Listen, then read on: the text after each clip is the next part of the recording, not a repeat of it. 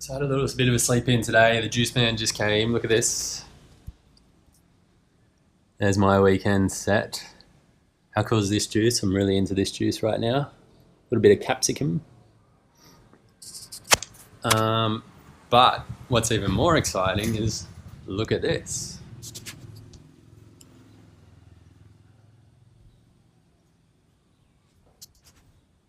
The sunshine is out. That means beach. That means working on some vitamin D intake.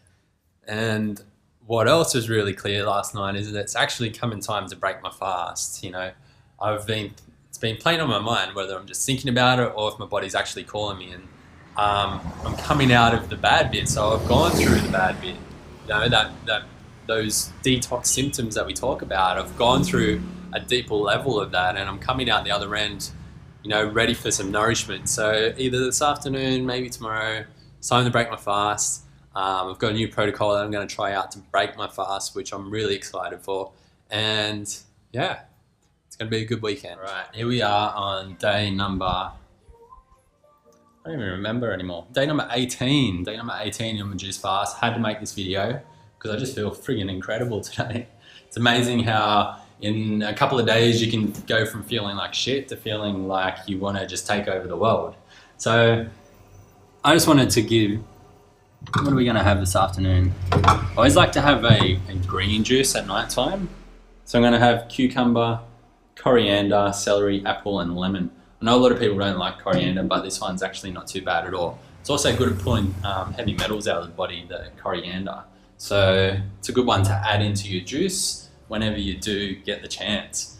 But I really just wanted to make this because a few of the last posts have been a little bit dark, and I don't want people to be scared of juice fasting for that exact reason. So I wanted to create this video to say that life is friggin' awesome, and it's the best that I've felt in probably since the start of the year when I actually did the water fast. So I went to the beach today, just had a shower. I actually went to the beach twice, so it's pretty cool. Had a shower, and now I'm just chilling for the night because we've got the summit coming up in 2 days. Probably going to break my fast tomorrow. So I've decided it's definitely time to prepare to break the fast tomorrow. So let me just turn this light on here. There we go. So what I have is dates. There we go. Probably seeing it a bit better there. This is actually the first time I've ever seen dates on a stick. Still, they're usually picked off. So for anyone that knows me back in Perth, especially in the Gold Coast, they'll know that I eat a lot of dates. I really love dates. And I couldn't think of any better way to actually break the fast than by doing this. So actually using dates instead of prunes. And this is what I heard from John Rose about having laxative foods first. And I've never done that before. So that's my goal for this one, is to use dates instead of prunes for that laxative effect for the first meal, to wake up my digestive system again. So I'm going to get these prepared and I'll show you more tomorrow, and we'll explain this a little bit more tomorrow as well. But I'm excited for it. I feel incredible. I feel like this has been my best fast yet. And yeah, I'm excited to share it more tomorrow. It's time. Today's the day to break the fast. And look at this. Sunshine and blue skies everywhere. Isn't it fascinating how, as I go through my fast, through the harder stuff, through purging a lot of congested stuff, that the outside world is doing that as well. And now that I'm on day 19, I feel awesome. I feel like I'm ready to break my fast. I'm excited. It's been the best experience I've had in a long time, probably ever in my fasting journey. And the sun comes out and rewards me for it. And call it a coincidence, call it whatever you like. Maybe it's nothing, but maybe it is. What happens on the inside happens on the outside as well. And once you start to clear a little bit of shit in your life, everything else around you reflects back to you a little bit differently. So let's go in here. Let's have some water. So these are the dates from last night. It might be a little bit dark. Let's take it outside, hey. So let's take this outside. I'm going to need a glass as well. So basically what I'm going to do is use that water that was soaking the dates last night. I'm going to drink that. I'm going to let that settle for a little while. And then in about half an hour, I'm going to sit down and break my fast. Now, I'm going to put the camera on this. I've never allowed anyone to see my fast breaking before, but this is going to be cool. So let's just do this.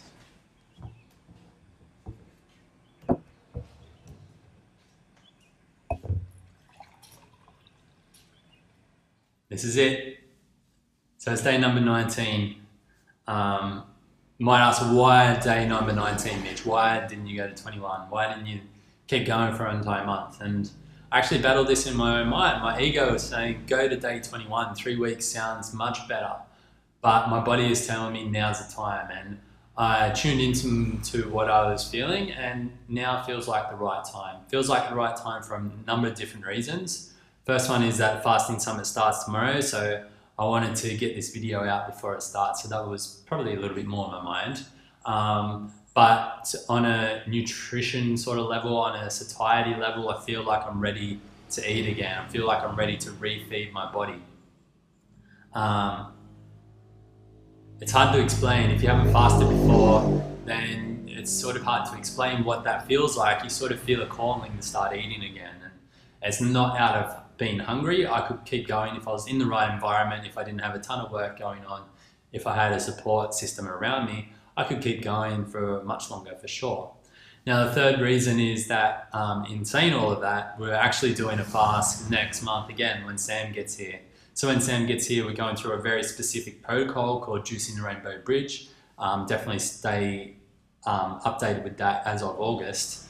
But it'll be with Sam, another presenter from the Fasting Summit, Marko Petrovic, and a couple of our other friends as well coming to Bali. And I think there's going to be 6 of us in total where we're all going to do this fast together. Now, this fast for me right now that I'm finishing right now has been more about the physical body, about getting rid of a lot of physical stuff. And I definitely did that.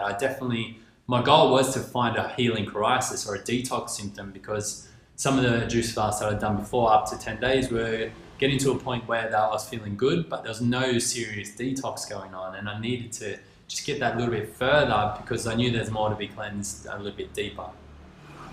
Now with the one that's coming up next month, I'm actually going to be removing myself, almost completely away from the computer, to, as little as possible, a few hours a day as possible, just so we can tap into more of the mental, emotional stuff that comes up, and especially into the spiritual as well. And, being surrounded by Marko and Sam definitely helps me get in touch with my spiritual side a little bit more as well.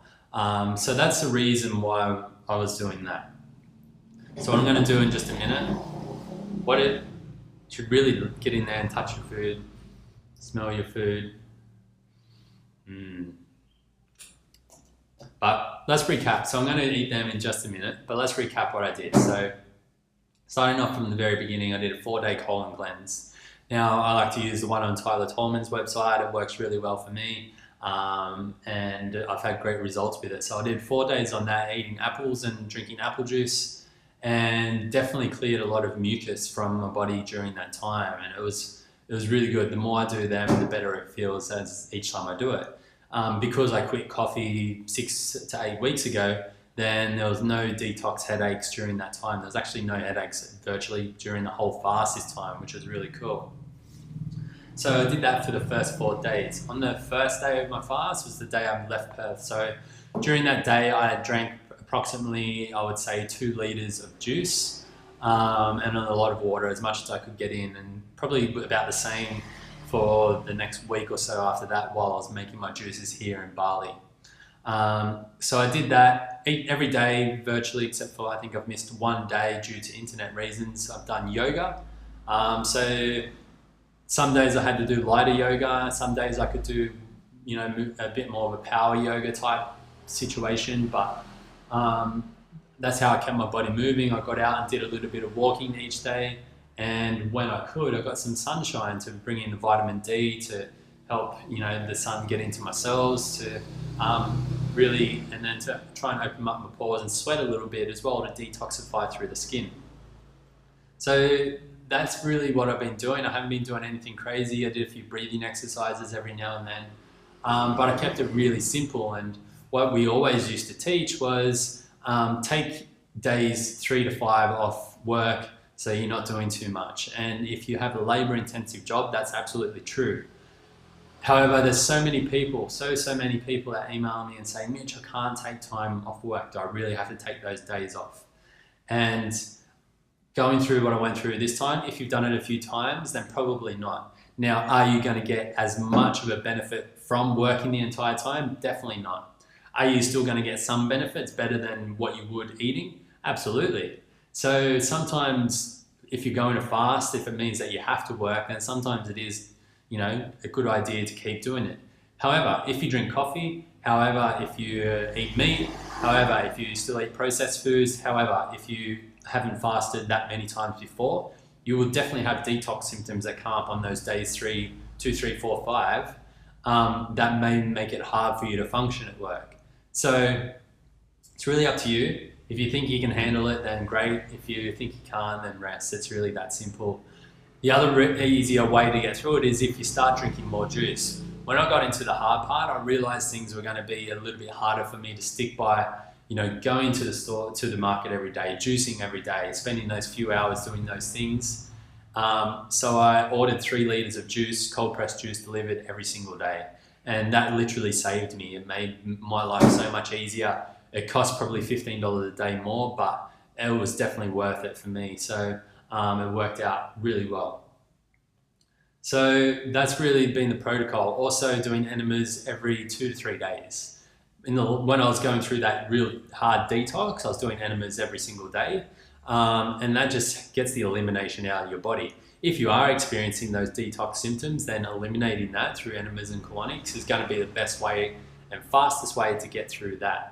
The other thing that I can see right now that I was doing virtually daily was Himalayan salt in my water every single morning. Main reason for that was to hydrate the body quickly after a long night of sleep, or 8 hours or 7 hours or whatever I used to get. The other reason is Himalayan salt is really alkaline. So it'll alkalize the body. And if you are experiencing headaches and that type of stuff, then, you know, sometimes just drinking down a heap of rock salt, Himalayan salt in your water, or sucking on the things can help things like your throat go away, can help clear up headaches really quickly. And also, if you drink enough of it, it'll help flush things out the back door for you as well. So they're really the things that I've done. I kept it super simple. I've been working a lot on the computer, so I haven't allowed myself to experience as much as I could, but I knew that coming in. So now is the time. So to cover this, breaking the fast protocol, which is something that I learned from John Rose, whose work that he's got a lot of great stuff. He talks about day 1 being your laxative food. So he talks about prunes. Now, you know, I'm not a huge fan of prunes, but I absolutely love dates. If anyone knows me from Perth or in the Gold Coast, I know that I used to eat a ton of dates every single day, and cucumber together. So this for me is just going to be like heaven. So what I did, I soaked these overnight in some water. I drank the water this morning, and I've got approximately 8 ounces or about 250 grams of dates in here. And what I'm going to do, I'm going to eat them, I'm going to chew them really slowly, and according to John Rose, within an hour, I should have a few bowel movements. So that's going to allow me to notice if things are moving correctly and if my digestion's kicking back in okay. If I have any troubles, then it's back onto the juices for a couple of days and then start again with the breaking the fast. Now, we always encourage you to break your fast with a high content piece of fruit, which is also ideal, or something that's easy to digest. You don't really want to go near hard to digest foods, including the fruits like bananas and even avocados to an extent. They can be a little bit hard for the digestive system. Your high content juicing fruits are going to be the best option. So you can be like watermelon, mango, any sort of melon really. You know, even if you're chewing your apples properly, then they've still got a lot of water content in there, don't they? So this is what I'm going to do today. I may have a piece of watermelon or something this afternoon. I'm still going to be juicing, still drinking about 2 litres of juice a day while breaking the fast for a couple of days. Especially the longer you go, the longer you want to break your fast. So going 18 days, want at least 2 days minimum to break the fast, if not 3 or 4 or 5. Sorry, what am I up to? 19 days, 20 days, whatever it is. So I think that's about it. If you have any questions on breaking the fast, we can cover that in another video. But let's get into this. So what I'm really going to do, I want to break this apart. This is it.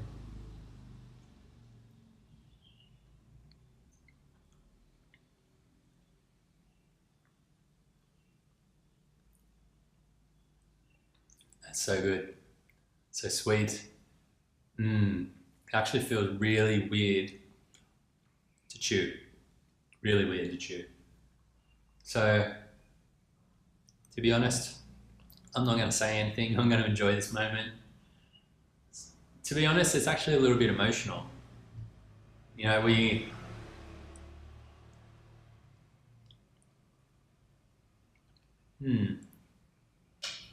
food takes over so much of our lives, and whatever we're feeding our body, we're either killing us or helping us live longer. And it pains me to see that so many people are feeding their mouths with things that are killing them, literally.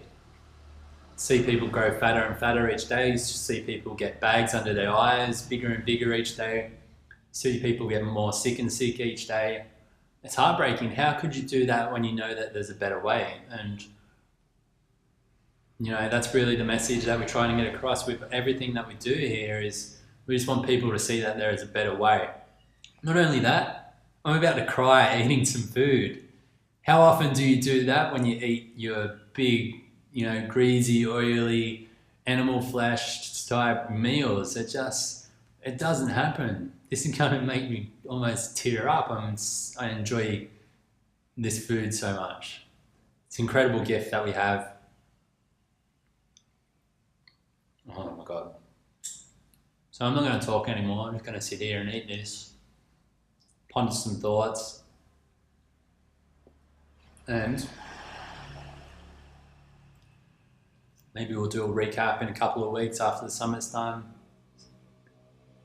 And then, yeah, looking forward to the Rainbow Bridge next month, and hopefully we'll make it a little bit more of a documentary on that for you as well. Peace.